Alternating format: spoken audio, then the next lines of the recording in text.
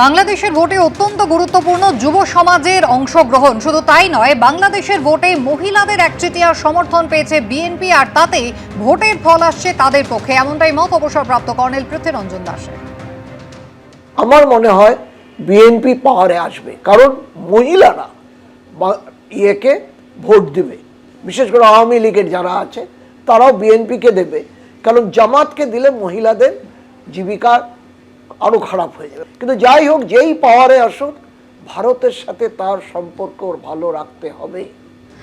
৩০ বছর পর এমন একটা ভোট হলো যেখানে শেখ হাসিনার আওয়ামী লীগ নেই, আর এই নির্বাচনে ভোট গণনায় জামাতকে বহু পিছনে ফেললো বিএনপি জোট।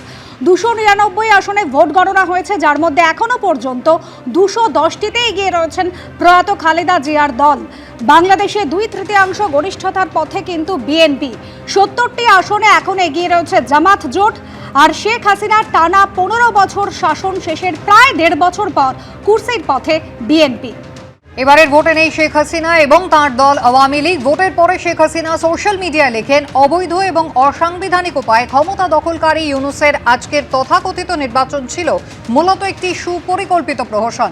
জনগণের ভোটাধিকার, গণতান্ত্রিক মূল্যবোধ এবং সংবিধানের চেতনাকে বুড়ো আঙুল দেখিয়ে আয়োজন করা হয়েছে আওয়ামী লীগবিহীন, ভোটারবিহীন প্রতারণামূলক নির্বাচন।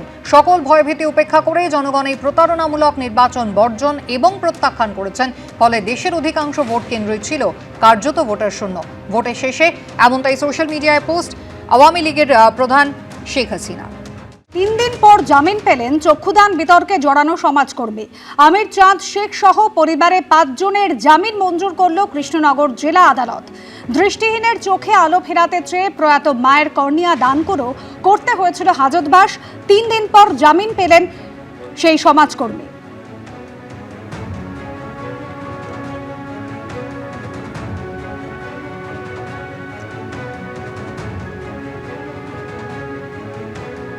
যিনি কেস করেছিলেন একজন নেবারার রশিদ শেখ, তিনি যারা এফিডেভিট সাবমিট করেছিলেন তাতে উনি বলেছেন যে পাড়া প্রতিবেশীর পরামর্শে আমি মামলাটা করেছিলাম। আজকে সিডি এসেছিল, যিনি মারা গেছেন মহিলা, তিনি 17/10/24 সালে একটা অঙ্গীকার করেছিলেন যে দুটো আমি কণিকা দান করব, দুটো। তার কাগজপত্রগুলো সিডিতে ছিল, আয়ও পাঠিয়েছিলেন। সেইগুলো দেখে আর এফিডেভিটটা দেখে জজ সাহেব জামিনটা মঞ্জুর করেছেন। মায়ের মৃত্যুর পর তার কর্নিয়া দান করেননি, বরং বিক্রি করেছেন, এমনটাই অভিযোগ ছিল এই আমির চাঁদ শেখের বিরুদ্ধে এবং তার পরিবারের আরো 4 জনের বিরুদ্ধে। 3 দিনের হাজতবাস শেষে গতকাল জামিন পেলেন তিনি। আর বেরিয়ে কি জানালেন আমাদের প্রতিনিধি পার্থপ্রতিম ঘোষকে দেখুন। মায়ের চোখ তার করে জেলে কাটাতে হলে এই সময় দুঃখের কি আর জানে ভালো। আমরা চেয়েছিলাম যে আমার মার পূর্ব ইচ্ছা অনুসারে, জানে মাকে আমি কোনোদিন বলিনি, আমি দীর্ঘদিন ধরে এই কাজ করলেও মাকে বলিনি। মা চোখের হসপিটালে গেছিলো ছানি অপারেশন করতে, সেখানে উনি ওইসব ছবি দেখে ডাক্তারদের কথা শুনে উনি অনুপ্রাণিত হওয়ার পরে ওখানে আমার ওয়াইফ ছিলেন, তো তখন উনি বলেছেন যে মরার পরে দেখতে পাই, এ তো জানতাম না, তাহলে আমি যদি মরে যাই তাহলে কি হবে।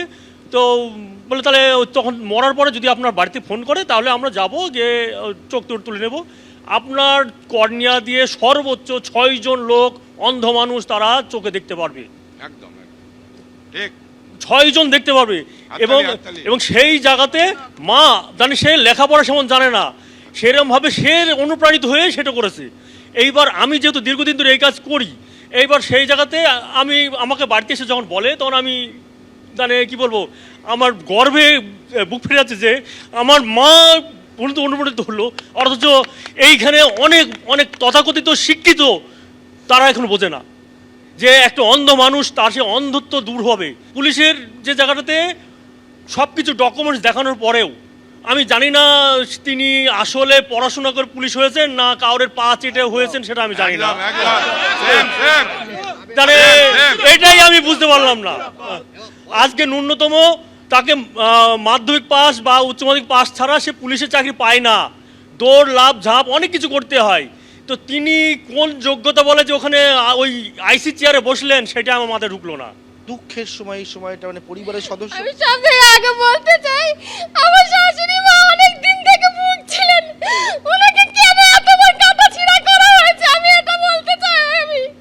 আমি এর বিচার চাই। আমি প্রত্যেকটা মানুষ মির্জাদ শেখ তিনি জেল থেকে বেরোলেন, গোটা পরিবারের সদস্যরা যারা ছিলেন মোট 5 জনকে গ্রেপ্তার করা হয়েছিল, তারা এই মুহূর্তে জেল থেকে বেরোলেন। তারা কান্নায় ভেঙে পড়েছেন, কারণ দুঃখের যে সময়টা, যে সময় পরিবারের সদস্যকে তারা হারিয়েছিলেন এবং তার পরবর্তীকালে তারা যে একটা মহৎ উদ্দেশ্যে যে কাজ করেছিলেন, যে চক্ষু দান করার, এবং সেই জায়গায় তাদেরকে জেলে এইভাবে কাটাতে হবে, তারা কেউই একবারে ভাবতে পারছে না।